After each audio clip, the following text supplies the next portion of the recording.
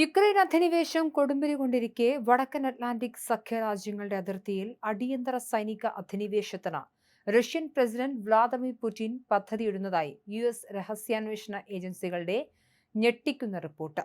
NATO സഖ്യത്തിന്റെ പ്രതിരോധ ശേഷിയും ഐക്യദാർഢ്യവും പരിശോധിക്കുന്നതിനായി കിഴക്കൻ യൂറോപ്യൻ അതിർത്തിയിലെ തർക്ക പ്രദേശങ്ങൾ പിടിച്ചെടുക്കാനോ ആസൂത്രിതമായി ചെറിയ ആയുധധാരികളായ സംഘങ്ങളെ അയച്ച് ഭൂഭാഗങ്ങൾ കയ്യേറാനോ റഷ്യ തയ്യാറെടുക്കുന്നുവെന്നാണ് അമേരിക്കൻ രഹസ്യാന്വേഷണ വിഭാഗം നൽകുന്ന മുന്നറിയിപ്പ്.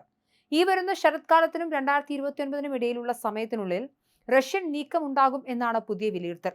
ഇതുവരെ യുക്രൈനിലെ കടുത്ത പോരാട്ടത്തിനിടയിൽ നാറ്റോ രാജ്യങ്ങളെ നേരിട്ട് പ്രകോപിപ്പിക്കാൻ റഷ്യ തുനിയുകയില്ല എന്നായിരുന്നു US സൈനിക നിഗമനങ്ങൾ.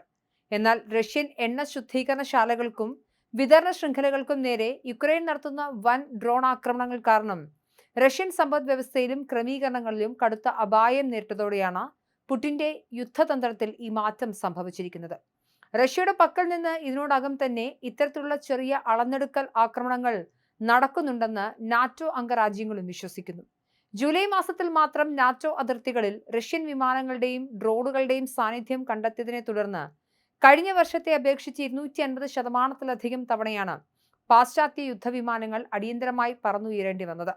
റഷ്യൻ അതിർത്തി പങ്കിടുന്ന ഇസ്റ്റോണിയൻ നഗരമായ നവ പോലെയുള്ള അതിർത്തി പ്രദേശങ്ങൾ താൽക്കാലികമായി കൈയടക്കുക അല്ലെങ്കിൽ കടുത്ത സൈബർ ആക്രമണത്തിലൂടെ സഖ്യരാജ്യങ്ങളുടെ നിർണായക അടിസ്ഥാന സൗകര്യങ്ങൾ തകർക്കുക എന്ന തന്ത്രമായിരിക്കും റഷ്യ പരീക്ഷിക്കുക എന്ന് the Wall Street journal report ചെയ്യുന്നു.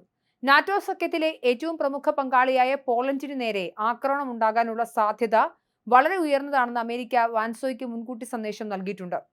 റഷ്യൻ സൈന്യമോ അല്ലെങ്കിൽ അടുത്ത സഖ്യരാജ്യമായ ബെലാറസിന്റെ പിന്തുണയുള്ള കമാൻഡോകളോ പോളണ്ട് അതിർത്തി കടന്ന് ഊർജ്ജ നിലയങ്ങളും ഗതാഗത കേന്ദ്രങ്ങളും ആക്രമിക്കാനാണ് സാധ്യത. ഇത്തരമൊരു പ്രതിസന്ധി സൃഷ്ടിക്കുന്നതിലൂടെ പാശ്ചാത്യ രാജ്യങ്ങളെ ഭയപ്പെടുത്തി യുക്രൈന് നൽകുന്ന സൈനിക സഹായങ്ങൾ നിർത്തിവെപ്പിക്കാൻ സാധിക്കുമെന്നാണ് മോസ്കോയുടെ പ്രതീക്ഷ. ബാൾട്ടിക് പ്രവിശ്യകളായ ലിത്വാനിയ, ലാറ്റ്വിയ, ഇസ്റ്റോണിയ എന്നീ രാജ്യങ്ങളും സമാനമായ ആക്രമണ ഭീഷണി മുന്നിൽ കാണുന്നുണ്ട്. നാറ്റോ അതിർത്തി കടന്നുള്ള ചെറുകിട ആക്രമണങ്ങൾക്കും ഡ്രോൺ അധിനിവേശങ്ങൾക്കും സാധ്യതയേറുകയാണ്.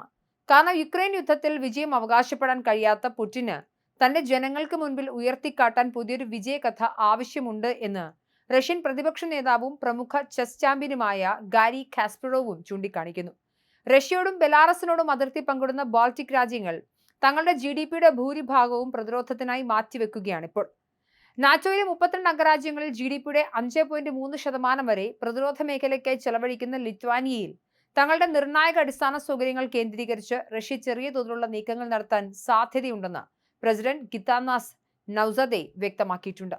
അതിർത്തി പ്രദേശങ്ങളിൽ നാറ്റോ പടയൊരുക്കം സജീവമാകുമ്പോഴും യുക്രൈനും മിഡിൽ ഈസ്റ്റിലെ സംഘർഷങ്ങൾക്കും നൽകിയ ആയുധ വിതരണം കാരണം തങ്ങളുടെ പക്കലുള്ള ആയുധ ശേഖരത്തിൽ ഉണ്ടാകുന്ന കുറവിനെക്കുറിച്ച് അമേരിക്ക ആശങ്ക പ്രകടിപ്പിക്കുന്നുണ്ട്. അപ്രതീക്ഷിതമായ നഗരമോ അതിർത്തി ഗ്രാമമോ സൈനികമായി കൈയടക്കിയ ശേഷം പോളണ്ടിനെയോ മറ്റ് രാജ്യങ്ങളോ സൈനികമായി നേടുന്നതിന് പകരം ചർച്ചകൾക്ക് നിർബന്ധിതരാക്കുക എന്നതാണ് മോസ്കോയുടെ പ്രധാന അടവ്. അതേസമയം അതിർത്തിക്കപ്പുറത്ത് റഷ്യ കടുത്ത ആക്രമണങ്ങൾക്ക് തുനിയുമ്പോൾ തദ്ദേശീയമായി നിർമ്മിച്ച ഡ്രോണുകൾ ഉപയോഗിച്ച് റഷ്യയുടെ ആഴങ്ങളിലേക്ക് പ്രഹരമേൽപ്പിക്കുകയാണ് യുക്രൈൻ. അതിർത്തിയിൽ നിന്നും 2000 കിലോമീറ്ററിലധികം അകലെയുള്ള റഷ്യൻ നഗരമായ എക്കാറ്റെറിൻബർഗിലെ പ്രമുഖ വിതരണ കേന്ദ്രങ്ങൾക്ക് നേരെ കഴിഞ്ഞ ദിവസവും യുക്രൈന്റെ ദൂര വ്യാപ്തിയുള്ള ഡ്രോണുകൾ വൻ ആക്രമണം നടത്തിയിരുന്നു.